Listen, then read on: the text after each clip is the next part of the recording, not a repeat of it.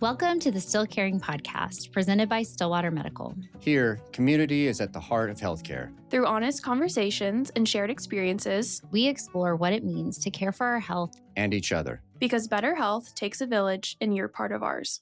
Today's Still Caring episode is deeply personal. Our guest, Alane Zannotti, is someone many people in Stillwater know through her leadership, her service, and her involvement in our community. But today isn't about titles or accomplishments. Today is about family. It's about mental illness, addiction, shame, grief, suicide, and the things families often carry silently behind closed doors.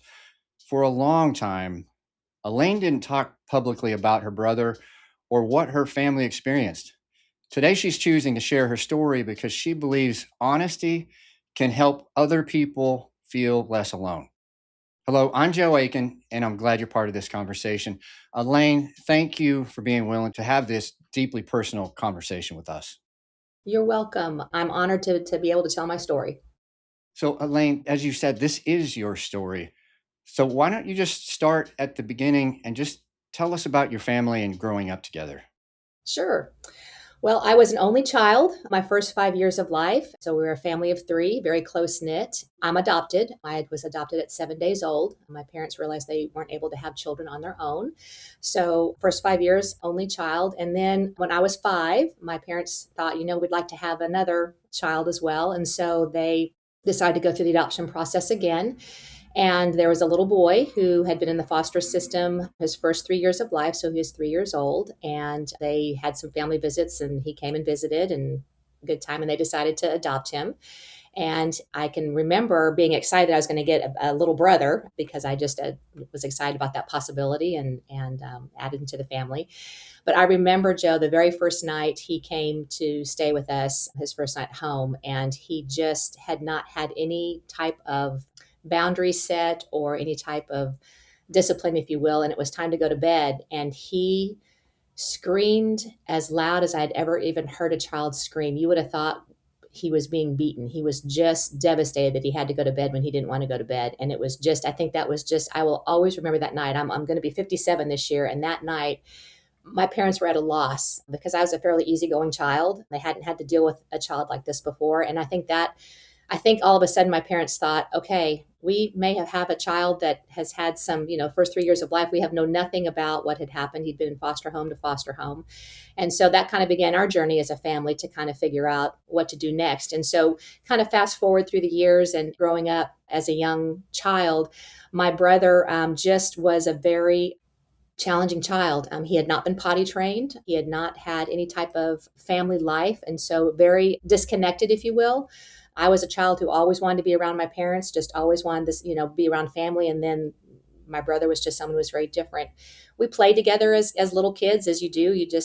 But we just were very, very different children. And I remember when he started school, it was painstakingly for my parents because he was very, very smart. He was a very smart child, but got bored easily, got in trouble in school all the time, challenged with that.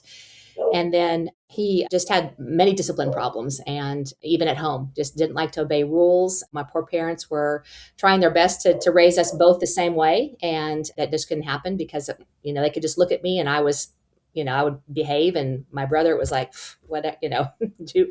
And so I think I began to realize that my family life was a little bit different than my friends. I just realized it was I don't want to say it was an unstable family life, but it was just, my parents were very stressed. They were young parents, and I think just trying to navigate a child that was very challenging. And then you get into the teen years, and that begins the challenge of those things that we all as teenagers and others deal with, and the kind of the introduction of alcohol. And my parents had found out when they did adopt Dan, my brother, that he was born a heroin addicted baby. And so you kind of compound that with the challenges that he was having. And as they found out more and tried to go into counseling and figure out some things to help him, that helped navigate a little bit and answer some questions. But he already had some kind of predestined conditions that I think when he got to his teenage years, all of a sudden experimented a little bit with drugs, but his main thing was alcohol. And once he started on that route, I would probably say he was probably 11 or 12 when he started. It really became a challenge. I can remember my parents went to an event in an evening and came home, and the truck was gone from the garage. My dad's truck was gone from the garage, and my brother had tried to drive it across Boomer Lake after having drinks, and he was 14, I think, at the time. So I think there just were some things that kept going on with him that just my parents were just kind of at a loss. And the scary thing about my brother when he drank is he was a very, very nice person when he wasn't drinking. He just challenged the boundaries. But when he drank and got drunk, he was personality changed 180. He was mean, he was angry, he was hateful. My brother never liked the fact that he was adopted. He always felt abandoned by his biological parents. And so I think the alcohol brought that out in him. And so I think it just magnified those things. Was violent, just had some cases of violent tendencies. And as he got older, it was harder to discipline him, right? Because he was older. And then you fast forward to kind of getting through those teenage years, and I wanted to do everything I could to be the good child, right? I saw my parents struggling. I saw them trying to navigate what it was like dealing with a child who challenged every ounce of in them. So I kind of stayed off the radar, if you will. I made sure I had good grades. I made sure I didn't get in trouble. I made sure I was doing things I was supposed to do. I was fortunate that I had a great high school group of friends, and so we were really low key, and that was really helpful for me. Can I ask you something, Elaine, right Yeah. there? Yeah. So in that situation, did you feel pressure to be perfect, to be really, really good? Because what it sounds to me like is your parents were very overloaded and potentially overwhelmed with taking care of your brother, and you were the good child, so to speak. But along with that, comes the pressure to be good. Is Was that part of what influenced you? Is just wanting to not put more pressure on your parents, or is that, in your opinion, just that's just how you are? I think that's just how I am. I was always a child that never caused any waves anyway. And so I think for me, it wasn't the pressure that I had to be good. It wasn't like I wanted to do all these things, but I decided not to because I needed to be the good child. I think it was more for me of a realization of I'm watching my parents struggle. And so I'm going to do everything I can to keep things calm. I was the calm one. I tried to make sure that if they were upset about something with Dan at school, then I was going to try and say, well, this happened and this was a positive. And so no, not the pressure to be good, but just that pressure of just wanting to give them some peace and knowing that one of their children was, and then I think it combats you against your sibling, right? Because they're seeing that. And I can remember Dan, so, well, you're the good one. You're the one that never gets in trouble. I'm the one and so that doesn't help our relationship because he's frustrated that I'm not getting in trouble or doing the same things he is. And so that became challenging for sure. So, what was it like for you guys living in a household where you never quite knew what version of your brother you were going to get? I look back on that and I think, my goodness, it can either make or break a family, right? And I think for us, it didn't break our family. However, I think of going to the Al-Anon meetings for alcohol, for the drinking and trying to do counseling. And, I think it helped us deal with it, but it takes a toll. And I don't think you realize the toll until this time in our life. Our family was not close in the sense of it wasn't, you'd see a family photo and I could see behind those smiles that it wasn't a happy photo, right? We'd either tried to get him to take a picture and he didn't want to, or they had to bargain with him to take the photo. It's just interesting how that all played out for sure. So, along those lines, one thing that families often don't talk about publicly is fear. And a minute ago, you mentioned that there were times that he would get violent. Did you ever feel fear in your own household? Not so much in the teenage years. I think probably as he got older, maybe 17, 18, when he kind of got out of, got in the older teen years, yes, because he got bigger and stronger, right? And so I think that and drank more. And so it definitely became violent at that point. I think it was more anxiousness because when he was a teenager and drinking, the behavior patterns weren't necessarily super violent, but just combative. He was gonna challenge them at every single thing they said. And, as a child, at some point he would end up backing down just a little bit, but as a teenager he didn't. So very anxious. And you didn't know what was going to set him off. So not having a lot of people over, or I was grateful that there was 2 years of age difference between us because we were in school together in elementary school. But then once you got into middle school and junior high and high school, The only time we were in the same school together was when I was a senior and he was a sophomore. And so it was a relief for me that people didn't know necessarily maybe that we were brother and sister, or that I didn't have to. And that's a really sad thing to think about too, as I look back in life and think, oh my goodness, I spent a lot of time trying not to make people know that that was my brother, the one that was getting in trouble all the time, and the one the cops could call by name because they knew him. So yeah. Yeah, sorry to have interrupted your No, flow. Please keep going. not at all. Not at all. It's always interesting. Every time I tell the story, I hear a different piece of it. And so it's good for me to have this. Dan got married, and the woman he married also had addiction issues. And so I think that's not uncommon. And they couldn't hold down jobs. And so I think my parents were trying to do what parents do and help support them when they could, give them money when they could. And then it became a point of, well, we're not going to give you money, but if you need to go to the grocery store, we'll help you go to the grocery store and get food. And so I was grateful for that. But Dan continued on that path of drinking a lot. I mean, he could drink a 24 pack of beer and be fine. I mean, maybe a little tipsy, but it just was, he was a very much a functioning alcoholic by this point. He did not finish high school. He did drop out of high school. I tell the story that preparing for the ACT in high school, I took the preparatory class and I had my sharpened pencils and I was there early and refreshed and ready to take it, and did not even make the legal drinking age on my ACT. And my brother took it with a hangover and made a 32. And so I think he was brilliant. He was very, very smart. I just think growing up in the 70s and 80s, there just weren't a lot of those. I mean, the gifted program or some of those things that some of these children now have opportunities to do just didn't exist when we were growing up. And so, anyway, my parents encouraged him to go to Meridian Technology Center as an adult. And I actually was working at Meridian Technology Center. That was my first job after graduating from Oklahoma State University. So I encouraged him come out to Meridian Technology Center and take the construction trades program because he loved construction. He loved being outside. He was never going to be an office person ever. And he excelled. He excelled in that program and won contests and was supposed to go to state contests. And I'll never forget the instructor calling me and saying, your brother has not shown up to get on the bus to go to contest. So I went to his house, and sure enough, he had been on a drinking binge the night before and couldn't make it up. So let the teacher down, let his class down, and he did finish the program, but it was painful. And I think probably because I worked at Meridian, there were probably some allowances given that gave him some second chances that maybe he wouldn't have had otherwise. So he definitely got into the construction business and did a lot of that around Stillwater. Still struggled, continued to struggle.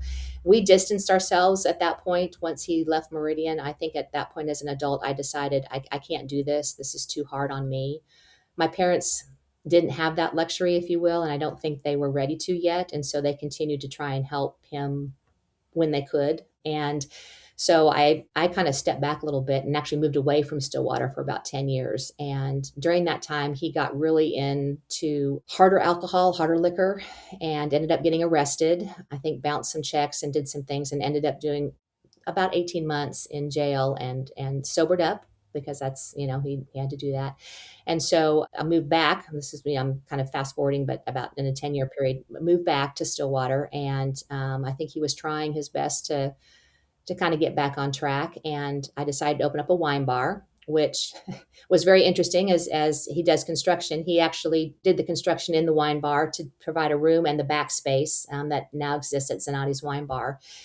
And he did it sober. There was a period of time and I thought, well, maybe this is a chance. Maybe this is an opportunity to do that. And I think the challenges in life and the way he chose to make decisions were just very different. And unfortunately, he fell off the wagon and fell off big time and had suicidal thoughts at that point, just would call extremely drunk and would threaten my parents and I that he was going to kill himself and do that sort of thing, more to my parents than to me. So just watching my parents cycle through all this and it was just very interesting. And at the time, I had a different last name, Zannotti, and he was still Johnson. So I still made it very deliberate to keep us very separate. I was not letting people know he was my brother and doing that sort of thing, which still kind of makes me sad to this point. But I think it's the reality when you're dealing with the situation. You do try to distance yourself as much as you can when you've gone through so much. Probably 2018, 2019, he had an opportunity to go out of state and do construction because he was doing really, really well. And he did do that. And there was a a sense of relief, I think, for my parents and I that he was leaving, just because it kind of gave us a break a little bit from some of the drama. He still continued to drink a lot. He'd call and my parents would talk to him. But 2020 COVID happened and my dad died unexpectedly during that time frame. And that hit my brother hard. My dad and my brother were close. My mom was the person he'd call when he was drunk and angry and needed to talk, but my dad was the one he'd call when he needed money. And it's just interesting how that dynamic happened in our family. So when my dad passed away, I think it hit him really hard. And he came back to, we had a very small memorial service because it was during COVID. He went back to North Carolina and got extremely inebriated and drunk and picked a fight in a bar and got beaten so badly that he was in the ICU in North Carolina for a couple months. And of course, we couldn't go see him because it was COVID, so weren't able to see him. And he did come back to Stillwater within a couple months after that, after he had recovered as much as he could, and he was different. I think he had some brain damage, and I just think he had just the combination of everything he'd done over the years, I think had caught up with him. And I remember the nurse talking to my mom on the phone saying, he is extremely strong because he's going through withdrawals and he is shaking so hard and we're trying to calm him down. And he is just extremely, extremely strong. He wasn't the same when he got back, and he started showing up at Meridian when because I was working back at Meridian Technology Center at the time, and he would show up there drinking, and so I'd have to get him off campus. He'd show up at my mom's house at 2 a.m. in the morning, drunk, pounding on the door. And so our safety was a little bit of a concern at that point because he just was so angry. And he finally had one night too much to drink and was driving, I think, to go see my mom, and was stopped by the police, and a police chase occurred. And he wrecked some buildings in Stillwater and got arrested and went into the Payne County Jail. And for any family who's gone through this, my mom and I were relieved. Two reasons. One is he had a safe place over his head and he had 3 meals a day. He wasn't going to be able to hurt himself or others. And the other was we had peace because he wasn't going to show up unexpectedly anywhere where we were, because that's what he was known to do. And he did serve, I think it was wasn't quite a year. I think it was maybe 10 months, 11 months. And when he got out after that, my mom and I were just, we didn't know what to expect. We didn't know what to do. And he sent a picture to both of us. And the picture still haunts me. I still have it on my phone. There's a smile on his face. And he said, I'm going to get my life together. But the look on his face, there's something wasn't right. And I'll never forget, I woke up October 21st, 2021 at like 3:30 in the morning, and it was going to storm. And I remember thinking, okay, I'm gonna let the dogs out. 3:30 in the morning, let the dogs out. And so I let the dogs out and I was wide awake. I couldn't figure out why. And my mom called me at 4:15 and she said, I unfortunately need to tell you that Dan died about an hour ago. Angie, his wife, just found him in the extra bedroom. He has died by suicide. And it was very odd because both my mom and I were up. We were awake and I'm not really a superstitious person, but it just is odd that we were both up at the same time. And once again, very, very sad, but the relief of just, it was over. And maybe he found peace, right? And maybe he's with my dad and they're, able to have the relationship that I think, they both always wanted. So anyway, yeah. A couple of questions about some of what you just went through. But first about your brother. Mhm. What do you think people were never able to really see in him because his issues kind of clouded their perception of him?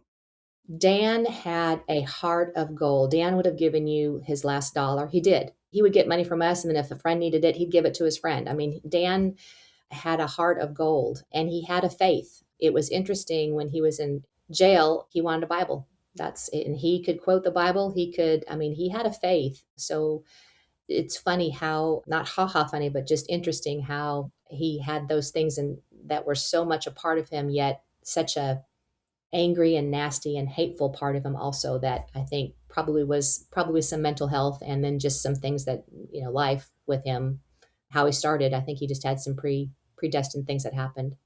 You'd mentioned it twice. Once when he went to prison, and then the second time after he was gone. that there was a sense of relief. And you and I had talked about this before because there are so many things that you're relieved of, and you described some of them, and you think that they have some peace, you have some peace.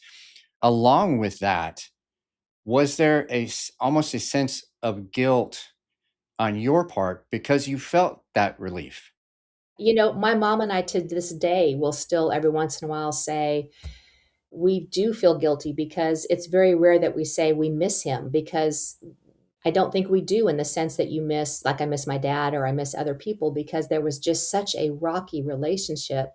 So, yes, there's a lot of guilt. And then you think, well, could I have or would I have? But quite honestly, I can say my parents did absolutely everything they possibly could. And so I don't think there's any regrets or guilt that they didn't do that. And to some degree, me as well.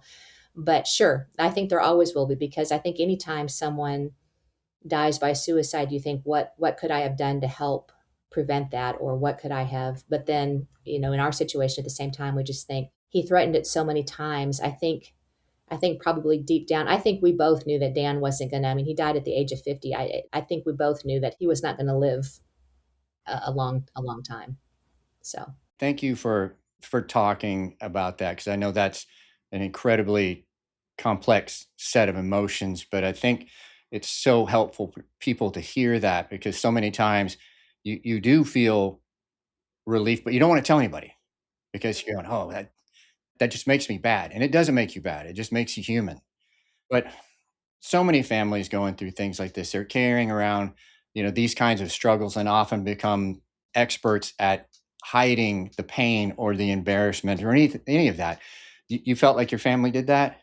my parents were such good role models. I think that my parents were doing their best to deal with it. And sure, I think to some degree they didn't want everyone to know. I think I did more of that. I think for me, yeah, I was trying to create this facade that my family was, yeah, we had some challenges, but we're doing okay and we're going to be all right. And it's just, I think for me, I was trying to kind of smooth that over and make it seem a little bit more normal. To me, I wanted some normalcy. And so I think I did more of that than my parents did. Having never dealt with it, hopefully none of us ever will.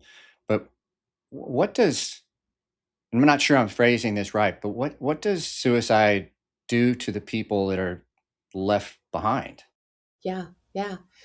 I think for my mom and I, in this situation, he hadn't called that night before. He hadn't, I think for us, if he had called us in a drunken stupor saying, I'm going to kill myself or I'm going to, like he always did, I think we would have been better equipped to handle it. I think we were still in a state of shock because that wasn't, I mean, he wanted to kind of get his life back on track. He had sent us that photo. And so he seemed calm. And maybe that was the, that was the telltale sign that we missed.